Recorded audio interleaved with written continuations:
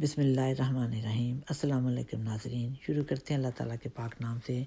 ناظرین، آج ہم آپ کو دو خوبصورت، بہت چھوٹی لیکن وزن میں بہت بھاری حدیثیں سناتے ہیں۔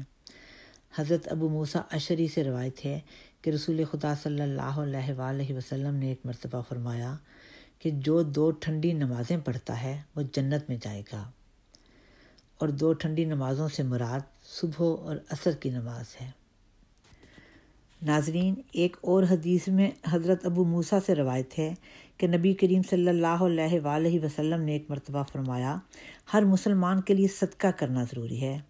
ابو موسیٰ نے پوچھا، اگر وہ صدقہ کرنے کے لیے کچھ نہ پائے تو؟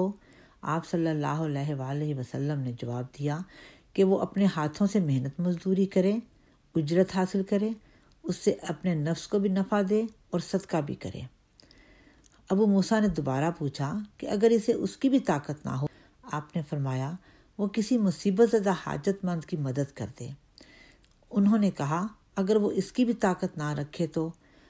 حضرت محمد صلی اللہ علیہ وآلہ وسلم نے فرمایا، وہ نیکی یا بھلائی کا حکم کرے۔ انہوں نے پوچھا، اگر وہ یہ بھی نہ کرے؟ تو آپ صلی اللہ علیہ وآلہ وسلم نے فرمایا، تو وہ دوسروں کو نقصان پہنچانے سے باز رہے، یقیناً یہ بھی صدقہ ہے۔